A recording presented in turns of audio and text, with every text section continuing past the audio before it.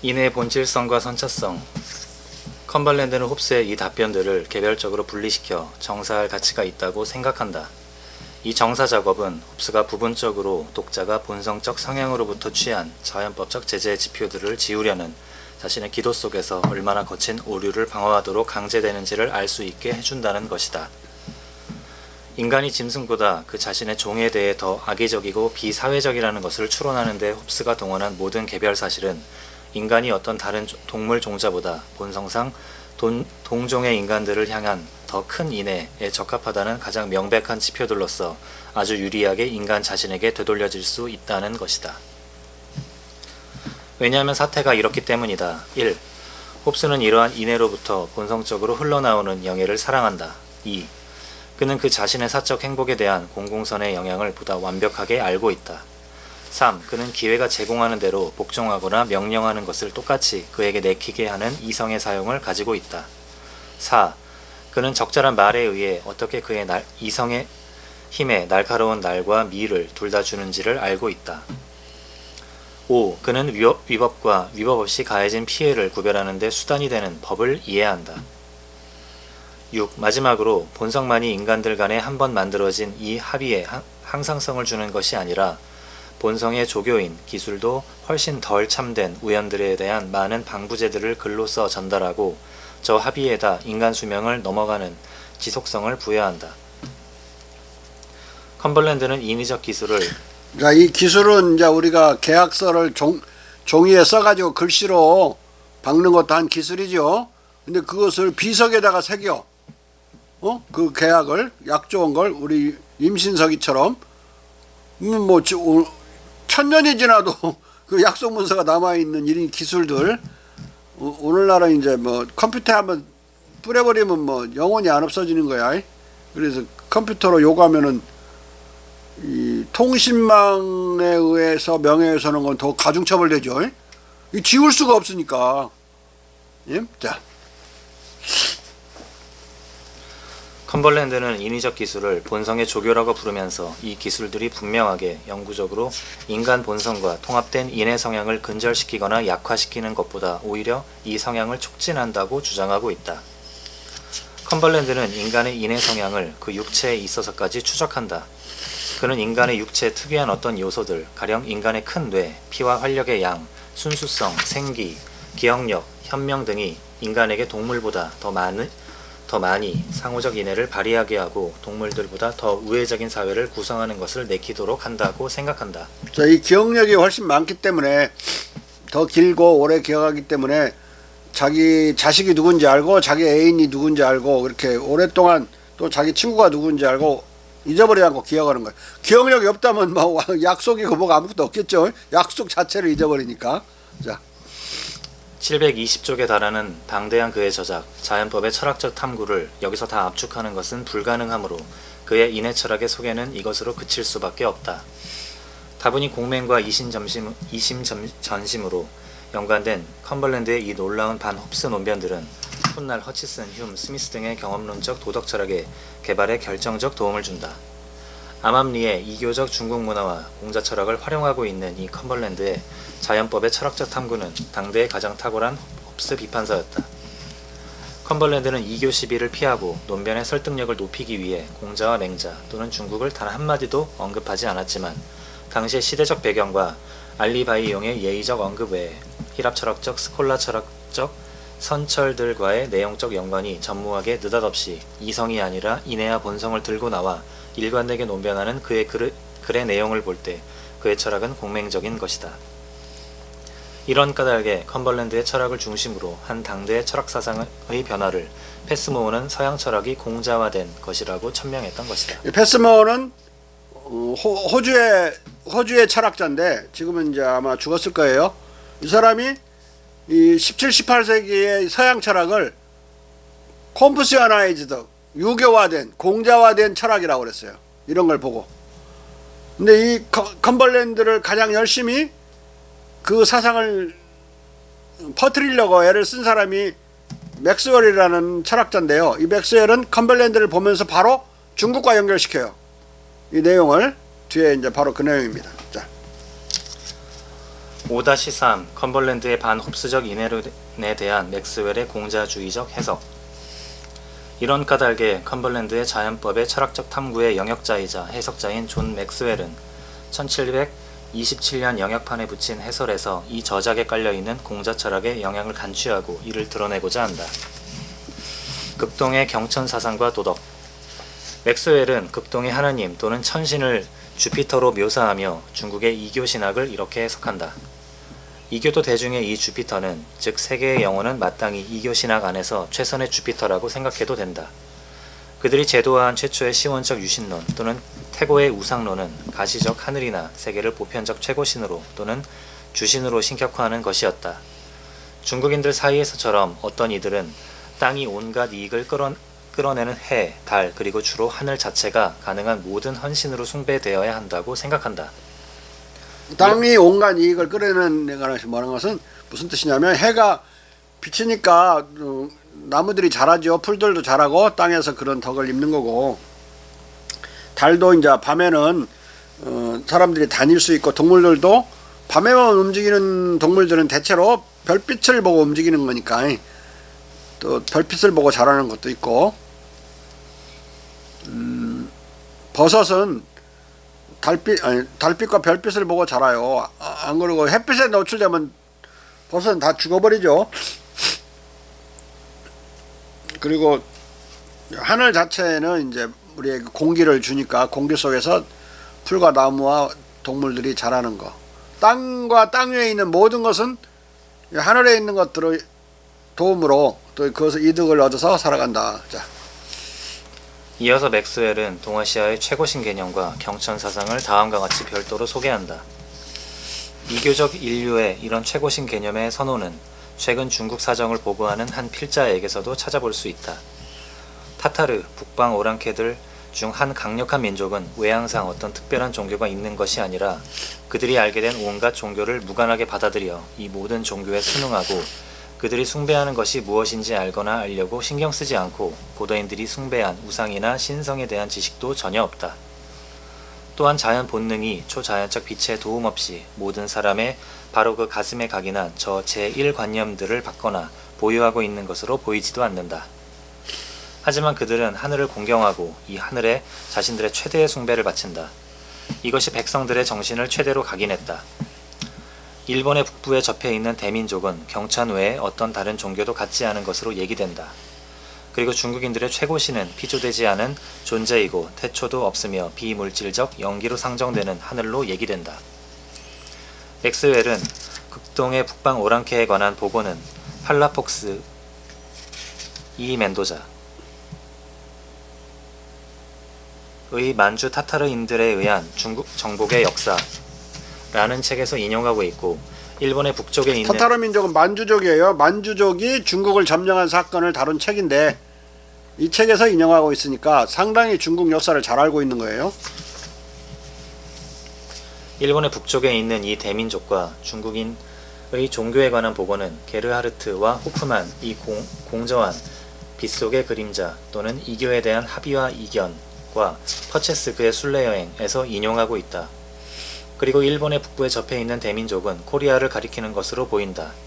또한 맥스웰은 중국에는 도둑들에게 붙잡혀 법탈을 피하기 위해 자결한 5명의 처녀들을 추모하는 정절의 사당이 있다는 사실도 이교적 중국인들의 도덕성의 상징으로 언급하고 있다.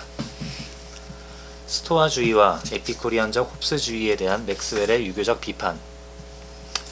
맥스웰은 이런 극동아시아 지식으로부터 수용된 서양 철학사적 전통의 전적으로 이질적인 인해 개념으로 서양의 스토아 학파의 합리주의적 지성도덕론과 에피쿠로스 학파의 쾌락주의적 지성도덕론에 강력히 대항한다. 그에 의하면 스토아 학파의 잠깐만, 에피쿠리언은 이제 스토아 학파는 어떤 인간의 감정이든 억압하려고 한 세력이고, 에피큐리언들은 쾌락만을 추구하고 가령 우정 같은 것도 다 이제 쾌락, 이익 이런 개념에서 설명하려고 그래요.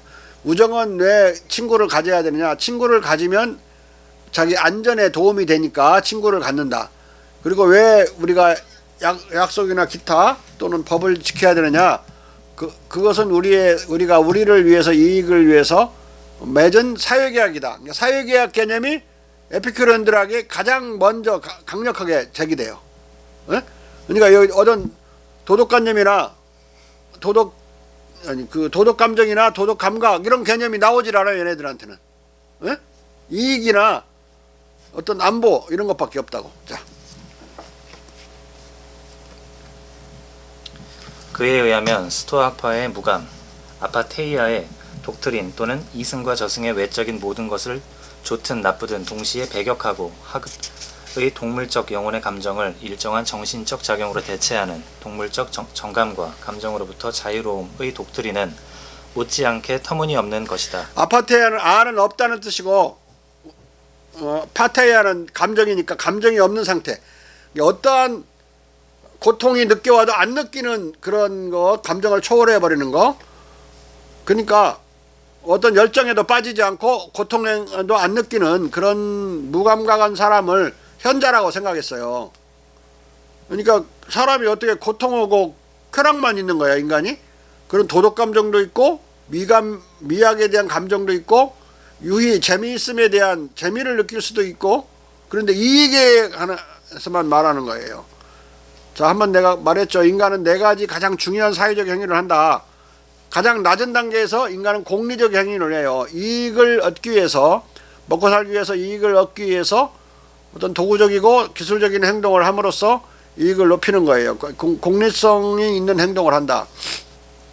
만약에 공리적인 행위를 하지 않으면 아무리 뭐 높은 남편이라도 쫓겨나요. 뭐 밥 못 비려 먹으면 남의 얹혀 사는 건데 뭐 공리성이 없는 자들이죠. 지난번 말했죠. 그 실업자가 벌레 취급당한다는 거. 카프카의 변신은 벌레가 먼저 돼가지고 실업자가 되는 순서만 살짝 바꿔놨지, 실업 오래 하면 벌레 돼요. 6개월만 하면. 각시가 쫓아낸다고. 부모도 쫓아내요. 거기서 카프카 변신해서 아버지하고 자기 여동생이 갖다 죽여버리잖아요. 응?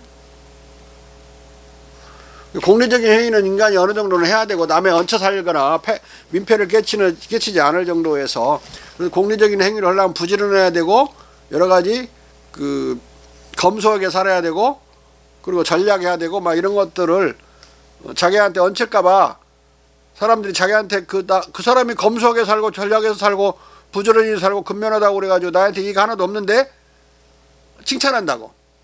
그걸 소덕이라고 그런다고 그랬죠. 나한테 이익은 없지만 나한테 손해를 끼치지 않을 그런 친구인 거야. 그래서 칭찬하는 거야. 그리고 그 다음은 공리적인 행위 다음엔 유의적인 행위라고 그랬죠. 인간은 유의를 위해서 마치 태어난 것처럼 미친 듯이 사는 경우도 많아요. 유의에만 목숨 걸고 또 직업으로 사는 사람도 있고, 축구선수, 모든 운동선수, 예?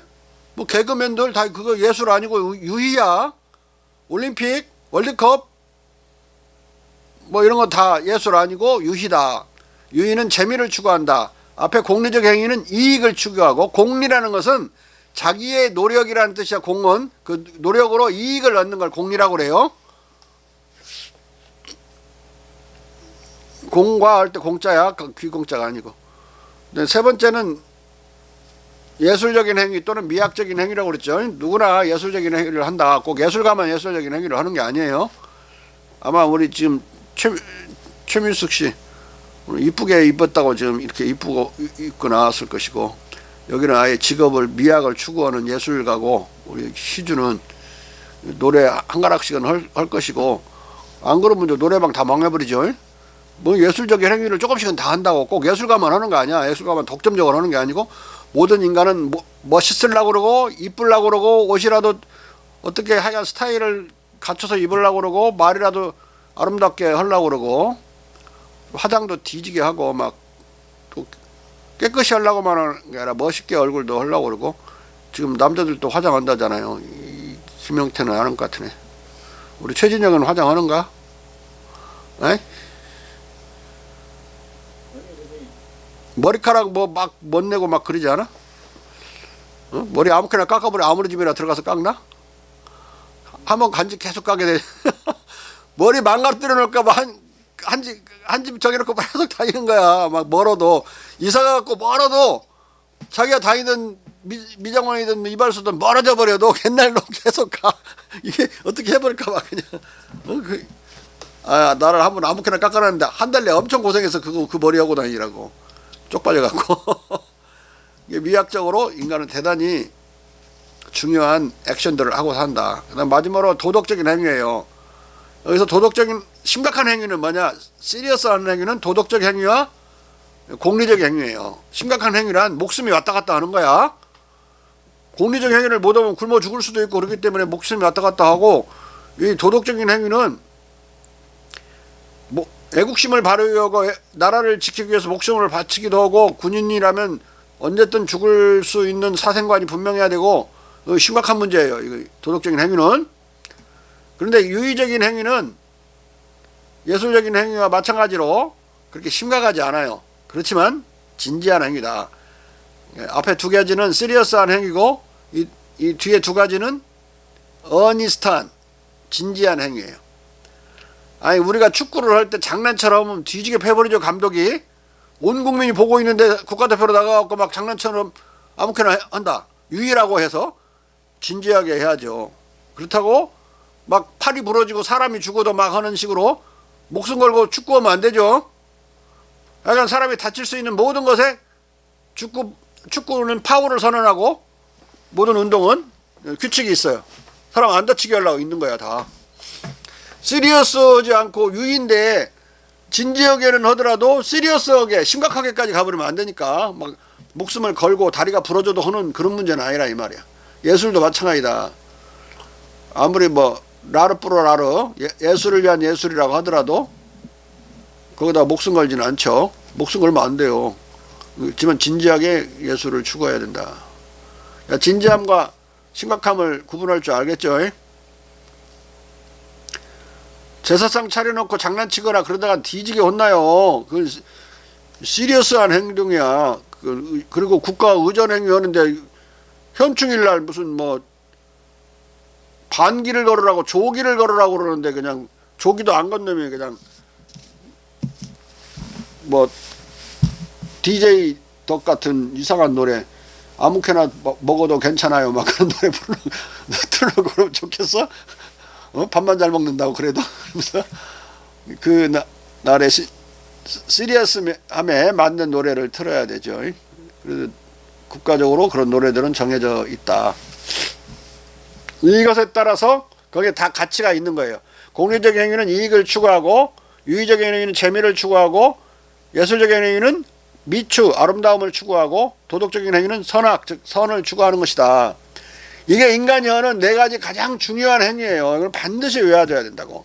자, 내가 칸트를 계속 비판하는 것은, 칸트는 인간의 도덕은 두 가지 도덕 법칙에 의해서 이성의 법칙이거나 도덕 법칙이라고 그랬는데 그게 결정된다고 그랬어. 하나는 자기의 준칙이 보편화될 수 있는가에 의해서 결정된다고 그랬고, 다른 하나는 타인을 수단으로만 보지 말고 목적으로도 봐야 된다. 단순히 수단으로만 보지 말고 목적으로 봐야 된다. 이 첫 번째, 보편적인 이 자기가 하는 행동이 보편화될 수 있는지. 내가 거짓말을 하는 것을 나의 준칙으로 세웠어. 근데 이게 그걸 보편화시키면 모든 사람이 거짓말을 하게 되겠죠? 그러면 내 거짓말이 무효가 돼버리지. 내가 거짓말로 추구하려고 하는 이익이 좌절돼 버리는 거예요. 그러니까 그건 도덕적인 법칙이 될 수가 없다. 도덕이 될 수가 없다. 이런 증명을 했어. 그러니까 거기서 이익이 좌절되기 때문에 라니까 도덕과 이익이 무관하고 도덕은 이익을 초월하는 것이라는 그 도덕관이 없어요. 칸트에게는. 숨겨져 있는 공리주의자라고. 도덕이 이익을 위해서 있다고 주장하는 게 공리주의자 아니에요? 네, 두 번째 문제. 단순히 사람을 수단으로만 보지 말고 목적으로 봐라. 그게 무슨 개떡 같은 소리야. 인간은 그런 수단이나 목적어 범주로는 공리적인 행위를 하고 있을 때 그러거든요. 우리가 인간을 수단과 목적으로 본다는 이야기는 사장이 자기 종업원을 수단으로 보는 거예요. 부려보만큼 월급을 주되 자기는 거기서 이익을 추구하는 것인데, 그러면 가끔 종업원을 사장으로도 봐주어라 이따위 소리잖아. 그게 무슨 뭐 도덕이에요. 또는 거꾸로도 마찬가지. 종업원은 사장을 사장으로만 보지 말고 종업원으로도 봐라 이런 말이 되는 건가? 그게 보편화될 수 없는 어떤 특정한 목적과 수단, 그 사장과 종업원 간의 관계를 말하고 있는 거라고. 늘 경제생활에서는 그런 수단과 목적의 관계가 맺어져 있고 그건 정당한 관계예요. 해서는 안 되는 관계가 아니라고. 칸트가 말하는 그런 식의 관계는 아니라고. 그런데 여기서 더 중요한 것은 그런 공리적인 관계, 공리적인 행위 관계에서만 이 목적과 수단이 적용되는 거잖아요. 인간의 나머지 세 가지 중요한 거, 유의적인 행위, 유의적인 관계, 예술적인 행위, 예술적인 관계, 도덕적인 행위, 도덕적인 관계는 싹 칸트는 망각한 거예요. 그러니까 천박하기 짝이 없는 철학인데 그걸 인간의 행위에 대해서 정확하게 모르기 때문에 이 방대한 도덕적인 행위 영역, 방대한 예술적인 행위 영역, 방대한 유의적인 행위 영역, 4년에 한 번씩 그냥 2년에 한 번씩 월드컵 그 올림픽 난리가 나는데 전 세계가 국력을 기울이고 이러는 것은 그러한 어떻게 보면 일반 대중들은 그것을 위해서 태어난 것처럼 사는데 그걸 칸트가 싹 무시해버렸어. 인간이 목적과 수단으로만 서로 보나? 경제관계만 있는 게 아니란 말이야. 경제 속에서는 목적과 수단으로 봐요. 근데 그렇게 또 바꿀 수 있는 것도 아니라고. 그러니까 수단으로만 단순히 보지 말고 목적으로 봐라. 그렇게 바꿀 수 있는 게 아니라니까. 바꾸려면 어려워. 자기가 노동자가 사장이 되는 수밖에 없죠. 그걸 받으려고 할 수도 없다고. 거기서 인간적으로 받으려는 것도 아니기 때문에 그런 수단과 목적 관계로 이루어지는 것이 공리적인 행위고 또는 막스 베버 말로는 목적 합리적인 행위고, 목적 합리적인 행위는 어떤 목적을 정해진 목적을 실현하기 위해서 어떤 적절한 수단과 전략과 기술을 쓰느냐, 그래서 효율성을 잴 수 있는 거야. 어떤 수단을 쓰느냐에 따라 효율적인 행위를 할 때는 그것은 목적과 수단 관계라고 그래요. 또는 아직 그 두 가지로 나눠서 목적 합리적 행위를 전략적 행위 그리고 도구적 행위 두 가지로 나눠요. 도구적 행위는 노동을 가리키는 거고 기술이 좋아야죠. 그래야 효율적이지. 전략적 행위는 전략이 좋아야 효율적인 거야. 그러니까 그 수단들이 좋아야 목적이 잘 달성되는 거니까 목적 수단 관계는 곧 공리적인 관계를 말하는 거예요. 칸트가 말하는 것은. 거기에서 무슨 도덕이 나와요. 그건 도덕적인 행위 영역이 아니라고. 경제 영역이지. 에? 그거 줄 것은 주고 따질 건 따져가지고 한 뒤에 예타산을 분명히 한 뒤에 뭐 이익이 나오면 친구를 생각해서 뭐 돈을 띄워주면 띄워줄까. 친구가 왔다고 막 그 장사할 때 싸게 줘버리고 막 너무 싸게 주고 그러다 망해불죠. 그런 식으로 하다. 경제는 경제대로 따져서 하고 나중에 뭐 돈 남은 거 돈 벌었으면 거기에 뭐 도움을 주든가 기여를 하든가 그럴 수 있어도 장사는 장사대로 하는 거, 목적 수단 관계에서 분명히 하는 거, 효율성을 추구하는 거지. 거기서는 이익을. 그래서 칸트의 그 두 가지 법칙은 도덕 법칙이라고 이름을 붙일 수도 없는 것이다. 굳이 그 숨겨진 공리주의에 지나지 않는 것이다. 숨겨진 공리주의는 숨겨졌던 안 숨겨졌던 공리주의가 추구할 수 있는 도덕은 내가 말한 그 소덕, 근면하고 전략하고 민환하고 청결하고 뭐 이런 것들 소덕들 해도 되고 뭐 안 해도 되고 하면 좋고 안 한다고 해서 목숨을 앗아가는 일은 아닌 거죠. 안 해도 상관없다. 사병들이 탈영해버려도 상관없고 군대 안 들어가도 상관없고 미기해도 상관없고 그런 건가? 또 어떤 행위를 해야 되는데 여러분들 또 뭐 해야 되는 도덕적인 행위나 법적인 행위를 안 해버린다. 그건 있을 수가 없는 거야. 그건 부지런하지 않을 수도 있는 거지만은 소덕은 넘나듦이 있다. 그렇지 자공이. 그래서 대덕, 인의 예지는 반드시 지켜야 된다. 지키지 못하면 양심의 가책으로 평생 자기가 자기 처벌을 하게 돼요.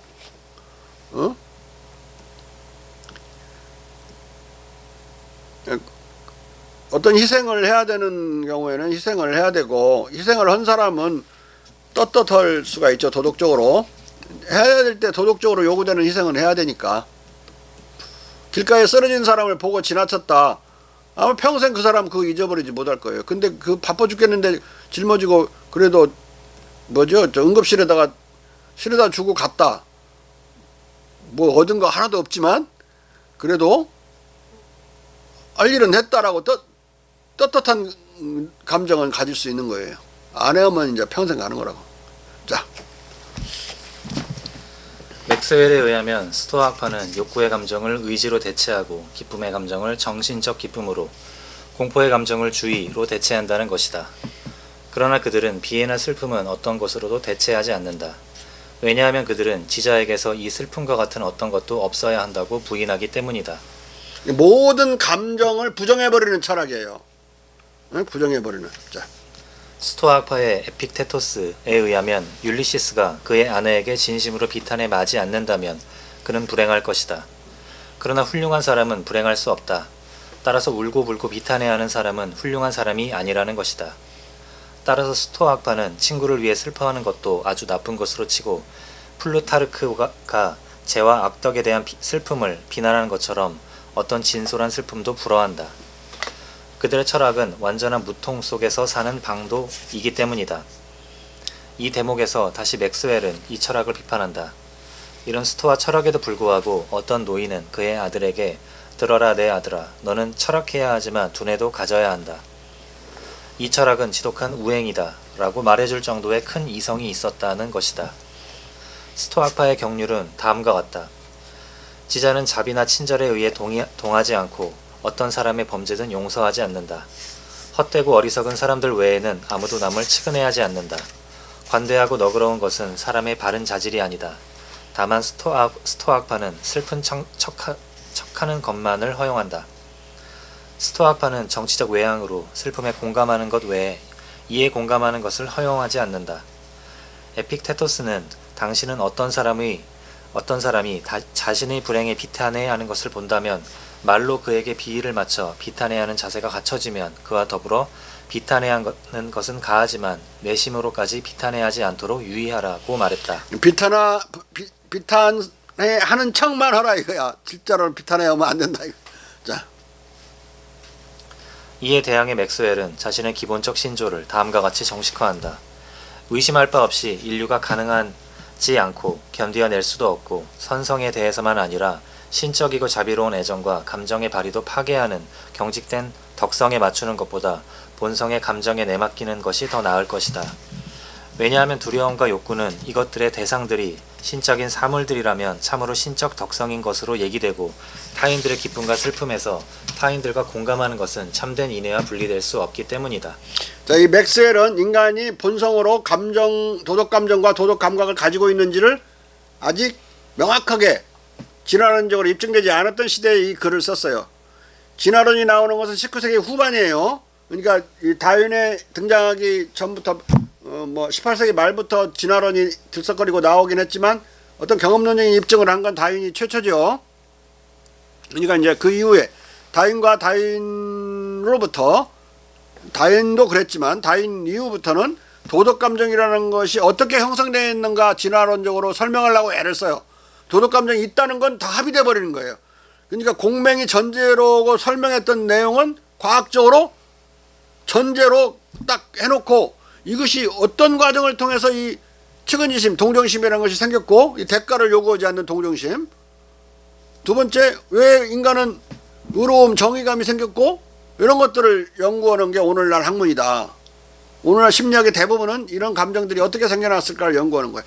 이 존부에 대해서 의심을 갖는 게 아니에요. 근데 이때는 이 사람은 그렇게까지 진화론적인 과학적 확신을 가지고 있지는 않지만 차라리 선택적으로 말하고 있죠.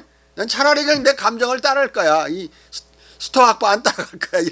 이런 초이스로 말하고 있어요. 물론 강력한 스트롱 초이스죠. 자. 이어서 맥스웰은 에피쿠로스학파의 도구주의적 덕성론도 비판한다. 에피큐리언들은 덕을 감각적 쾌락의 전적으로 보조적인 것으로 만들고 덕을 수단으로 삼고 감성을 목적으로 삼음으로써 모든 덕목을 파괴했다. 그리하여 우리가 악과 덕의 두 가지 가운데 몸의 쾌락을 더 많이 촉진한다면 지금 악이라고 부르는 것은 덕이 될 것이다. 이 얼마나 바람직한 도덕의 기초란 말인가. 이 말은 조롱이다. 유교 철학에 대한 맥스웰의 칭송. 이어서 맥스웰은 기독교 교단을 의식해 공자 철학이라고 하지 않고 이교도들의 철학이라고 칭하는 이교 철학으로부터 성선설과 인의 개념의 관점에서 칭송할 만한 실천 원칙을 두 가지로 추출한다. 첫째는 동물적 본성 속에 들어있는 동물적 성정과 다정한 본능은 칭송할 만한 실천의 원리인 선성이라고 불러도 가하다. 왜냐하면 인류는 짐승들과 공동으로 이 원리를 지니고 있기 때문이다. 짐승들 중 어떤 것들은 온순하고 다루기 쉽고 평온하며 또 다른 것들은 사납고 야수적이고 그래서 성질이 순한 짐승들도 있다는 것을 함의하는 이름인 맹수라는 이름을 달고 있다. 인간도 어떤 사람은 본성적 기질과 만듦새에 의해 일정한 악덕, 치사함, 잔인함, 모렴치를 싫어하고 반대의 덕목들, 아량, 온정, 겸손의 성향을 가졌다. 그래서 플라톤은 신이 존재하지 않는다고 생각하지만 정의로운 기질을 가진 선성과 무신론자들이 있다고 말한 바 있다는 것이다. 신을 믿지는 않지만 본성이 선한 그런 도덕적인 인간들이 있을 수 있다는 걸 말을 했는데 그건 뭐 유학자들은 다 그런 사람들이죠. 극동이 다 그렇게 살고 있는 국민들이고. 자. 흉포성과 야만성이 인간들 사이에서 희소한 것이 아닐지라도 일정한 선량, 친절, 온화, 다감은 우리의 본성적 만듦새의 일부이고 이것들은 잔인성이 비인간적이라고 불리는 것처럼 흔히 인간성이라는 명칭을 달고 있을 정도로 인류 세계에서 지배적인 우리의 육체적 기질인 한 효과다. 자, 이 관점에서 보면 아까 슬퍼하지 않고 슬퍼한 척만 하는 자는 그리고 동정한 척만 하는 자는 나쁜 놈인 거예요. 이 도덕 관점에서는. 공자 맹자 관점에서는 나쁜 놈인 거라고 그건. 사이코패스적인 사람을 칭찬하는 철학이니까 그 철학은 사이코패스가 가장 무감한 사람이죠. 남의 고통이나 이런 것에 대해서 무감한 사람이에요. 남의 기쁨에 대해서도 무감하고 남의 즐거움에 대해서도 무감한 사람, 사랑을 할 줄 모르는 사람, 이 사이코패스의 철학을 그들은 추구했던 거예요. 홉스까지 포함해서. 자. 이 육체적 중화기질처럼 동물적 본성 속에 들어있는 다정한 본능도 칭찬할 만한 실천의 원리다. 이것은 자녀와 근친에 대한 애정, 고통받는 자들에 대한 측은지심, 개, 사자, 새에게서 특기할 만한 친구들과 은인에 대한 본성적 공감, 사이, 친절, 통상적 사교성과 친화성, 특별한 우정, 타인을 기쁘게 하고 타인에게 혜택을 베푸는 성향, 본성적 온화함, 관우함, 우리 자신의 복지와 행복에 대한 욕망, 우리의 명성을 신경 쓰는 것, 치욕, 불행, 죽음에 대한 혐오 등이다.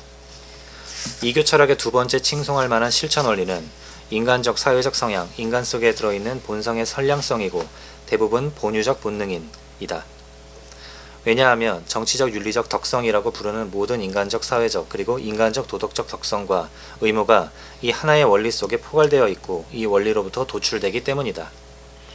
인간 일반과 우리의 조국을 향한 모든 정치적 덕목과 의무, 시민적 사회적 자선과 정의, 인간의 시민적 이웃의 통상적 호의, 가계 부양 의무, 가까운 친족과 우정의 책무 등은 사회적 인간, 인간적 사회적 인간에 속한다.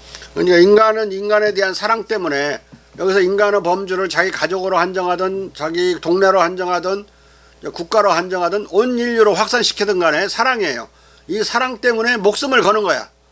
그리고 사랑 때문에 사는 거라고. 사랑이 있으면 자살하지 않아요. 어떤 사람은 삶을 위해서 자기가 그런 목숨을 걸 수는 있어도 자기 자신이 그냥 재미없다고 자살하거나 그러지 않다. 사랑이 없으면 삶의 의미도 없어지고 또 재미도 없어지면서 자살하는 사람들이 늘어난다. 현대인들의 자살의 증가는 그러한 인간의 인해 구조의 이제 파괴 또는 분해, 해산, 해체 이런 것 때문인데 우리나라가 노인의 자살률이 세계 1위예요. OECD 국가에서 1위라고. 이유는 그 노인들의 지금 생계가 한국에서 보장되지 않는 게 아니죠. 물론 굶어 죽는 사람도 있어요. 송파의 새 모녀처럼. 근데 그들은 어떻게 돈을 받아먹는지도 몰라가지고 딸 2명은 지체 지능 장애자들이고 그 할머니는 너무 늙어서 그런 사람들이었고 또 북한에서 온 사람들도 모녀가 죽었는데 그런 사람들이었어요. 그러니까 생계가 불능한 즉 자활 능력이 없는 사람들에 대해서는 생활보호자로 해가지고 그 1인당 지금 얼마인가? 한 90만 원 정도 돼요. 그러면 3명이면 27에서 270만 원에서 절대 굶어 죽지 않을 텐데 그렇게 이제 좀 이게 네트워크가 좀 빵꾸가 나 있어요.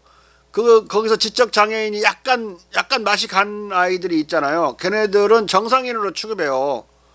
그런데 취직 현장에서는 조금 모자라서 취업 그러니까 채용이 안 되고 채용이 됐다 하더라도 한 달 내에 해고당하기가 쉽다고. 약간 지체 장애자들이니까. 그런데 이제 그런 장애인으로 분류가 되면 장애인을 고용하면은 세금 감면 혜택이 있잖아요. 기업에. 그렇게 되는데 애매한 경계선에 있는 사람들이 많아요. 장애인 분류가 안 되는 사람들. 거기서 이제 비극이 발생하는 거야. 그러니까 행정상의 섬세함이 부족한 거죠. 전달 체계가 잘못된 거야. 예산 부족이 아니라 전달 체계가 잘못되어 있는 거라고. 그러니까 지금 자꾸 찾아가는 행정, 그러니까 책상에 앉아갖고 오기를 바라는 행정이 아니라 다 찾아가라 이거야. 과연 그 동네에 받아야 될 사람이 있는지 없는지를 정확하게. 그래서 이제 하나 더 높인 게 완전 빈곤층, 그래서 자활 능력이 없는 사람만 구제하는 게 아니라 차상위 계층이라는 개념이 생겼죠. 바로 빈곤층 바로 위에 그 경계에 있는 사람들을 생활보호를 하기 위해서 차상위 계층에 대해서 또 보호장치들을 지금은 이제 만들어 놨어요. 그래도 그것도 못 찾아먹는 사람도 있는데 어떻게든 찾아서 굶어 죽는 일이 다시는 없어야 되겠죠. 아무튼 사랑을 하기 때문에 인간적인 인정과 동시에 또 동포애로 그들을 먹여 살리는 거예요. 이게 무슨 복지행위, 전쟁, 어떤 정치적인 논쟁, 정치적인 이 경쟁, 이런 것들 전부 무엇을 위해서 싸워요? 어떤 것이 더 좋은 복지정책인지, 어떤 게 더 우리의 안전과 우리 동포들을 더 위하는 것인지, 이런 것들을 위해서 싸우는 거예요. 다른 목적은 없다. 이상한 목적 내세우면 그 사람은 뭐 당선될 가망은 재료가 되는 거죠. 그런데 이제 많이 배워야 돼요. 너무 정치인들이 학력이 낮아요. 전부 대졸들이야, 대졸들. 이재명도 대졸, 이낙연도 대졸, 홍준표도 대졸, 또 누구였죠? 윤석열도 대졸. 그 박사는 두 명밖에 없네 지금. 유승민하고 안철수. 안철수는 공학 박사예요. 또 의학 박사, 공학 박사. 유승민은 경제학 박사라 정치와 군사에 대해서는 헛소리만 계속해요. 말도 안 되는 소리. 문화정책은 하나도 모르고. 너무 대졸들이 국회의원의 거의 90% 이상을 차지해버리고, 그 이상이 있으면 전부 가짜 석사나 가짜 박사고, 그냥 옛날에 따가지고 그 사람들 나중에 장관 임명되면은 그 표절 시비 걸려가지고 잘리는 사람 많아요. 그래서 이재명이가 싹싹 빠르게 석사학위, 가천대 석사학위 반납했어. 근데 학위 반납 제도가 없대. 여전히. 그러니까 그 표절 가짜 박사래. 가천대학에서 발표를 그렇게 했어. 학위 반납 제도가 없다고. 그러니까 학위 쓸 때 자기로 써야 돼요. 지금은 또 프로그램이 있어가지고 표절한 것 거의 10% 표절까지 잡아내요. 옛날에는 그 프로그램이 없어서 잘 몰라갖고 통과되는 경우가 많았는데 절대 표절하면 안 된다. 아무튼 사랑 때문에 사람들은 살고 있고, 사랑이 없으면 사람은 죽게 된다. 사랑 외에는 달리 사람이 살 목적도 없어요. 네? 노인들이 자살이 많은 것은 자식들이 안 찾아가서 사랑의 끈이 끊어지면서 자살하는 거예요. 생계가 없어서가 아니라 생계 보호 대상이 되더라도 다 경제적 물질적으로는 다 살 수 있는 길이 있어요. 근데 그 자체가 이렇게 살아서 뭐해? 자식도 찾아오지도 않고 친구도 하나도 없는데, 그러면서 죽어버리는 거예요. 의미가 없어져버려. 이 세계가 갑자기 무의미한 세계가 되는 거예요. 다시 극렬하게 태제를 바꾸면, 한 명만 사랑을 하더라도, 그리고 한 명으로부터만 사랑을 받더라도 사람은 절대 자살하지 않아요. 그러니까 지금 그런 뭐라고 하지? 먼방이라고 하냐? 나눠져 있는 쪼각쪼각 방? 아니, 뭐라고 하지? 노인들이 사는데 벌집처럼 생긴 방. 쪽방. 쪽방촌 그 할아버지 할머니들이 자식들을 못 보게 되고 그럴 때 이제 그런 자살이 많아져서 OECD 국가 세계 1위가 돼버렸어요. 이유는 평생 희생을 해서 그 자식들과 같이 살라고 희생을 했는데 자기들은 안 와도 모아놓은 것도 없는 상황에서 자식들이 먹잘 게 없으니까 안 찾아오는 상황이 벌어졌고 돈 줘야 되니까 가급적이 사라져 버리는 거죠. 그러니까 낀 세대 계속 대대로 희생을 하면 그 다음 세대가 또 받들어주고 해야 되는데 그게 단절돼 버려 가지고 연결이 안 되는 세대에 나는 일시적인 결과라고 봐요. 그 사랑을 받을 수 없는, 사랑을 주었으면 어느 정도 100을 주었으면 10은 받아야 될 게 아니겠어요? 그죠? 아니 부모는 뭐 몇십억씩 들여가지고 자식을 가르쳤어도 아니 그 10만 원만 줘도 엄청나게 좋아요. 이게 막 자기가 아들한테 주었을 때 1000만 원 준 효과가 나 10만 원만 줘도 이게 그런데 이게 전혀 그게 없다. 나중에는 찾아오지도 않는다. 그렇게 되는 거예요. 그러니까 이제 자식 낳아서 뭐해? 노인을 함부로 다루는 그런 나라에서는 이게 자식을 낳아서 기르려고 하는 욕망도 없어지게 돼요.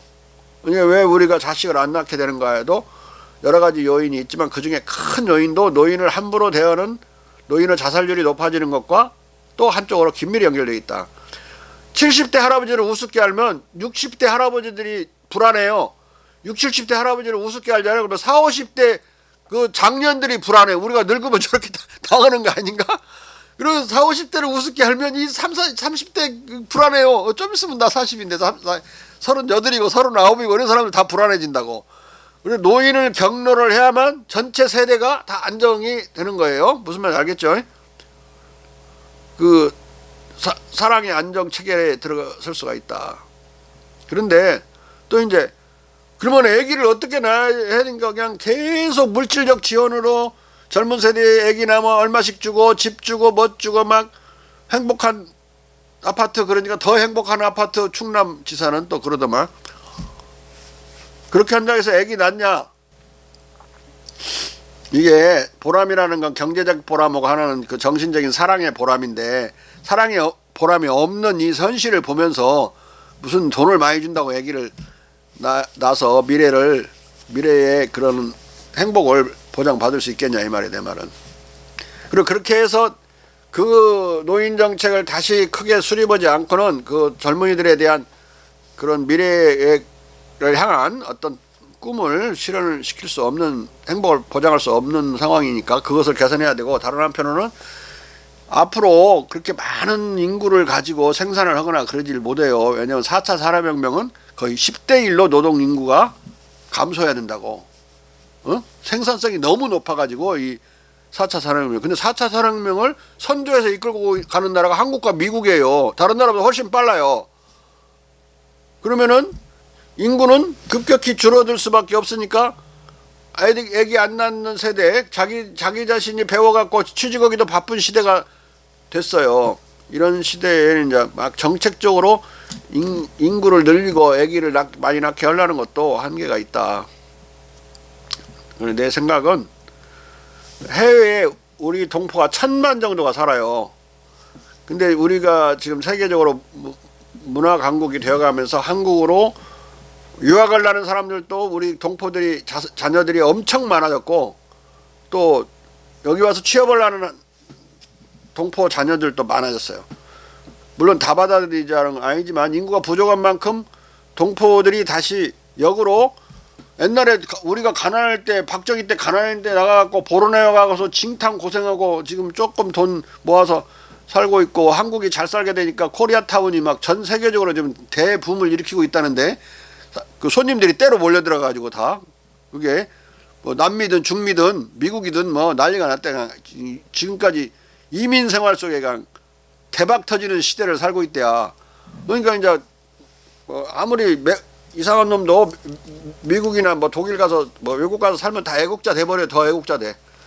근데 얼마나 고국을 그리면서 살았겠어요. 근데 고국이 잘 산다고 그러니까 이제 기분이 좋았는데 세계를 제패할지는 몰랐지. 자기들까지 영향을 받고 덕을 입을지는 몰랐는데 이게 얼마나 또 다시 조국을 더 들어가고 싶겠어요. 자주 드나들고 노인들은 저기서 털을 잡고 사는 사람들이지만 자기 자식은 한국으로 다시 영유시키고 싶은 거예요. 옛날 못 살아서 나왔기 때문에 거기서 다들 떵떵거리고 살고 있는데 멕시코든 어디든 간에 그러니까 자기 자식은 한국으로 뭐 동국대든 서울대든 어디든 유학을 그쪽으로 보내갖고 다니게 만들려고 그래요. 근데 그 자식들을 받아들이면 어거지로 막 낳기 싫어하는 애기를 낳도록 막 돈을 잼매주고 퍼주고 막 그러는 것보다는 훨씬 더 합리적이고 옛날에 고생해서 외국으로 나가게 만들었던 막 이민 장려 정책도 쓰고 그랬어요. 박정희 때. 그렇게 해서 쫓아내다시피 막한 거야. 그랬던 것을 이제 마음의 빚을 갚을 수 있는 그런 식으로 인구 절벽 문제를 해결하는 것이 더 좋을 수도 있다. 우리 저 진안 사람. 진안이야 장수요. 예, 진안입니다. 내 방식이 좋은 것 같아, 나쁜 것 같아. 전적으로 동의하고 아주 맞는 말씀이신 것 같습니다. 이게 아부가 좀 서툴어요. 아, 예, 정말입니다. 저도 아는 사람이 있으면 연락 들어오라고 얘기해요. 근데 공부를 잘해야 돼요. 아무나 받아들일 수가 없어. 그래서 이 적어도 동국대 이상은 합격할 정도 실력이 돼야지 한국말을 잘 해갖고 아버지 어머니들의 한국말을 잘 배워야지 그냥 막 거기서 저 스페인 말만 쓰다가 오거나 뭐 영어만 쓰다 온 놈들 필요 없어. 응? 지금 막 우리 아이들이 영어도 잘하고 한국말도 얼마나 내 딸도 한국말도 엄청 잘하고 영어도 엄청 잘해요. 그냥 국내에서 유학 안 갔어도 잘해. 그런데 걔네들이 꼭 그런 바이링귀지 문제 때문에 필요한 건 아니거든요. 우리 동포니까 얼마나 또 머리가 우리만큼 좋겠어요. 그래서 받아들이는 것이지. 왜냐하면 이게 IQ 6 정도 차이 나면 한국이 106이잖아요. 근데 미국 사람들 평균이 99야. 미국 놈들 막 받아들이면 골치 아프지. 우리나라 평균 IQ, 국민 평균 IQ가 떨어지게 돼요. 그렇게 되면 우리 동포를 받아들이면 쌤쌤이 되는 거죠. 자, 그는 인간적 도덕이 없다면 인간이 아니라고 말한다. 인간이 인간적, 사회적이고 시민적, 사회적이라는, 즉 반사회적이 아니라는 이 큰 법률, 큰 덕성과 큰 의무 속에 공공복리를 촉진하고 지향하고 해로운 것에 반대되는 우리 자신과 모든 인류에 대한 시민적, 사회적 유형의 인해가 분명히 포함되어 있다. 그러므로 모든 정치적 덕성은 이러한 보편적 인해로부터 도출 가능한 것이다. 이 말은 인덕 정치를 말하고 있다. 그러니까 컴벌랜드에서부터 지금 맥스웰까지 그 컴벌랜드의 제자라고 할 수 있는 자칭 제자죠. 아주 일관되게 지금 인해론을 펴고 있으니까 공자의 인철학을 대단히 체화를 한 거예요, 이 사람들이. 예? 자, 기독교의 원죄설에 맞서 성선설을 강하게 대변하는 컴벌랜드의 인해 철학에 대한 맥스웰의 이교 철학적, 공자주의적 해설은 이와 같이 이데아의 변증론적 도출을 중시하고 감정을 격하하는 플라톤과 아파테이아, 무감의 이념 아래 공감을 경멸하는 키케로, 에픽테투스 등 공감과 동정심을 경멸하죠. 자, 스토아파를 모두 비판하고 있다. 맥스웰의 이 해석은 공맹철학적 특징이 컴벌랜드의 논변보다 더욱 뚜렷하게 두드러지고 있다. 컴벌랜드의 만인에 대한 인해의 자연상태론과 맥스웰의 해설에서 18세기 계몽주의의 분명한 지향이 형성되고 있다. 아직 계몽주의자들이라고는 볼 수 없지만 계몽주의로 갈 수 있는 충분한 이미 정서적 고속도로가 깔린 거죠. 다음에 윌리엄 템플로 넘어가면 더 분명해져요.